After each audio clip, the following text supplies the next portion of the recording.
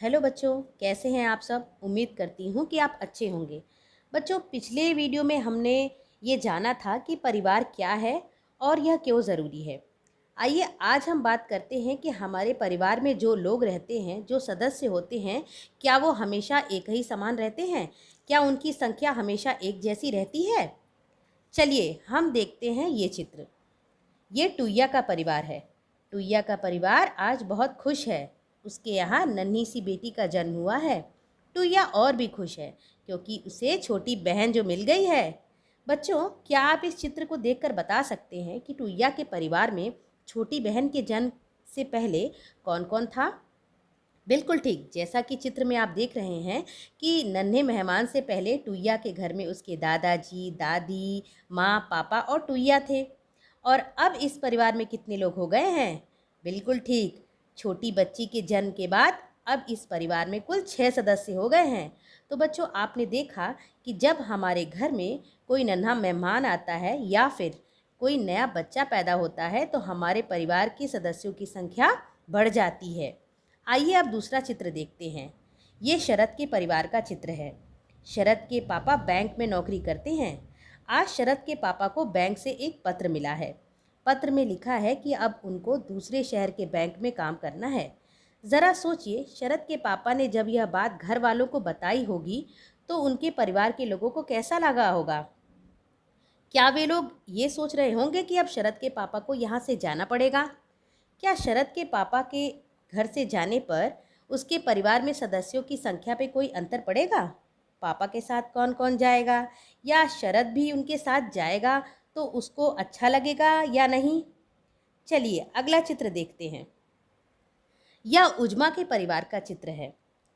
आज उजमा के यहाँ सभी बहुत खुश हैं। उसके चचेरे भाई की शादी है। सभी लोग अलग अलग कामों में व्यस्त हैं। शादी में उजमा ने भी अपने कई रिश्तेदारों से मुलाकात की है और यह भी देखा कि शादी कैसे होती है। बच्चों, आपने भी अपने परिवार में किसी न किसी की शादी ज़रूर देखी होगी। क्या आप मुझे ये बता सकते हैं कि अब इस घर में कोई बदलाव होगा या नहीं? बिल्कुल ठीक, जब हमारे घर में किसी की शादी होती है तो हमारे घर में सदस्यों की संख्या बढ़ जाती है। अच्छा ये बताइए, जिस घर से उसकी भाभी आई है वहाँ कोई बदलाव हुआ होगा कि नहीं? बिल्कुल ठीक, जिस घर से उसकी भाभी आई होंगी उनके यहाँ परिवार में सदस्यों की संख्या कम हो गई होगी। बच्चों, आइए अगला चित्र देखते हैं। यह चित्र एक हाईवे का है। यह राजन के गांव के हाईवे का चित्र है। राजन के गांव से हाईवे निकलने वाला है। गांव के अन्य लोगों के साथ साथ राजन का खेत भी हाईवे में मिल जाएगा। हर्जाना तो मिलेगा, लेकिन अब उसके परिवार को दूसरे काम की तलाश में शहर जाना पड़ेगा। बच्चों, आपने देखा होगा कि जब कभी गांव से हाईवे निकलता है तो बहुत सारी खेती वाली ज़मीन हाईवे में चली जाती है। जो लोग खेती करते हैं उन्हें अब दूसरे काम के लिए किसी और शहर में भी जाना पड़ सकता है। तो क्या अब राजन का पूरा परिवार शहर जाएगा? हो सकता है कि राजन का पूरा परिवार शहर चला जाए। क्या राजन को गांव छोड़ना अच्छा लगेगा? हो सकता है राजन को गांव छोड़ना अच्छा न लगे, या हो सकता है जहां वो नई जगह जाए वहां उसे और दोस्त मिले। बच्चों, इस तरह से राजन के परिवार में भी फर्क पड़ेगा और राजन के परिवार के सदस्यों की संख्या कम हो जाएगी। चलिए अगला चित्र देखते हैं। यह चित्र रजनी का है। रजनी का घर महमूदाबाद के एक गांव में है। गांव में वह अपने बड़े परिवार में चाचा, चाची, दादा, दादी, चचेरे भाई बहन आदि के साथ रहती है। रजनी का दाखिला बीए में हो गया है। बीए करने के लिए अब वह उसे दिल्ली जाना पड़ेगा। बच्चों, यहाँ तो रजनी अपने बड़े से परिवार में सभी के साथ रहती है, लेकिन क्या दिल्ली में वो अकेले रह पाएगी या रजनी के साथ कोई जाएगा? क्या उसके जाने से परिवार में कोई अंतर आएगा? चलिए, आपने देखा कि परिवार में लोगों की संख्या हमेशा एक जैसी नहीं रहती। जैसे जैसे समय बीतता है लोगों की संख्या कम या ज़्यादा होती रहती है। सभी के परिवार किसी न किसी कारण से बदलते रहते हैं। जैसा कि आपने टुईया के परिवार में देखा कि नए बच्चे के जन्म के साथ उसके परिवार में सदस्यों की संख्या बढ़ गई।